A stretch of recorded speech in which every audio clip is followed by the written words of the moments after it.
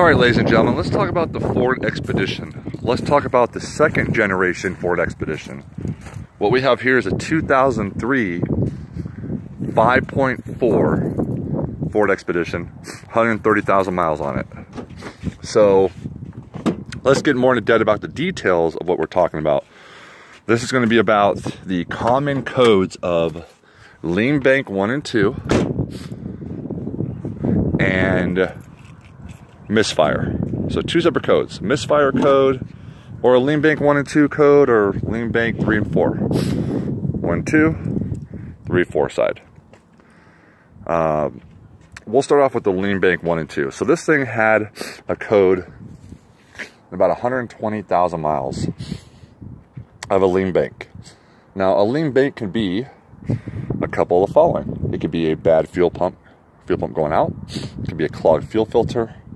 It could be a vacuum line broke, which on these Fords versus the Chevys, there's vacuum lines all over the backside of this, all behind the computer, behind the battery, behind everything.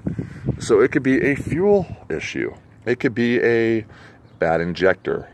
It could be a bad O2 sensor. So there's a lot of things that could be wrong. It could even be the computer. So let's start off with that. So I had the issue coming up, lean bank 1 and 2. So what I do, I replaced the fuel pump, I replaced the fuel filter, I replaced all the injectors, I replaced all the coils, I replaced all the spark plugs, I replaced every single sensor that you can think of under this engine. Still a lean bank code, 1 and 2. Even though 2 sensors. Replaced every single sensor you can possibly think of in this car. Took it to Ford, Robert Horn Ford here in Apache Junction, Arizona. They had it for 7 weeks and they could not figure it out. They smoke tested it. I replaced the intake. I replaced the intake with an aftermarket one. Took it to Ford. Ford said, oh no, that's the issue. You need to put a stock one back on. So I bought a brand new stock one, put it on. I didn't fix it. They smoke tested it, couldn't figure it out. They said, oh, it's this line right here. It's old and cracked, we'll replace that. Still couldn't figure it out. Then at this point, we started getting a Misfire. Number 2 Misfire, which is a second plug back on the passenger side. So, like, what is going on here? Why am I getting a lean bank, and why am I getting a Misfire? So I'm like, okay, maybe it's the aftermarket coils. So I bought a Ford Motorcraft coil, and I always put Motorcraft plugs back in it, but I put a new plug in it. And what it would do, it would run fine until it warmed up, then it would start misfiring. A dead hole. What is going on? Ford couldn't figure it out after 7 weeks. They tried reflashing and updating the computer, didn't fix it. They fired the mechanic. They fired the service writer. I wasn't complaining at all. They just fired him. So I brought it back home, put several thousand more miles on it, which you shouldn't do, ladies and gentlemen. Shouldn't run a dead hole. But at that point, I was trying to find a second SUV because I own a business to tow a trailer for DJing.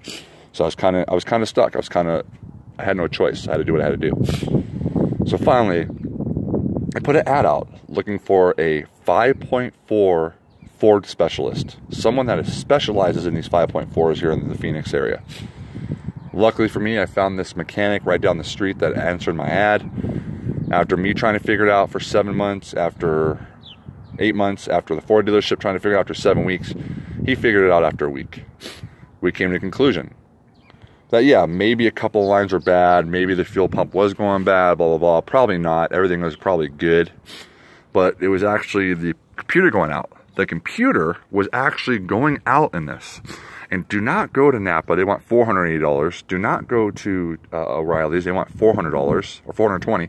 And don't go to AutoZone. They want $260. Get on eBay and get yourself a reprogrammed one. All you need is the VIN. You're going to have to get it flashed. Actually, I recommend if you're going to buy one if they want $110, buy the one for $200. It comes with keys. Because it cost me $150 to have my keys programmed to match this PCM. So this is computer. So if I could go back, I would have saved me $100 by actually buying the computer with the keys. And you just had them cut, but they would have worked with that computer. So. But if not, then it's $110 for the computer, fully rebuilt. out of Florida, lifetime warranty, and then it cost me $150. Maybe you have a hookup, maybe it's $100, maybe it's $75 to have your keys flashed to match. But this was slowly going out. So what was happening is it was slowly causing the O2 side, the fuel side, management side to go out, slowly going out, and then it started dropping the number 2 cylinder. And what would happen is sometimes it get a signal, sometimes it wouldn't. So if you have a 5.4 second generation and you're having problems, you might be in for a long haul. I would start off with switching out, if it's a lean bank 1 and 2, maybe do the sensors first, the O2 sensors. Check your fuel, actually the first thing I do is I would smoke test your whole thing, see if you have any leaks. Smoke test it. Then pressure check the fuel. Make sure your PSI is good on it. Check your PSI. If those 2 are good, then replace your O2 sensors on that side. Either be 1, 2, or 3, or 4. If that doesn't fix it, and you have no other codes, then it's probably most likely, I'm not going to say it is, but it's most likely going to be your computer going bad. So that's an issue that you need to make sure that you guys cover, because if not, it is a nightmare. And it's unfortunately a nightmare I had to go through, but at least hopefully this video helps other people on how to resolve your issues with the 5.4. Well, you guys have a wonderful day.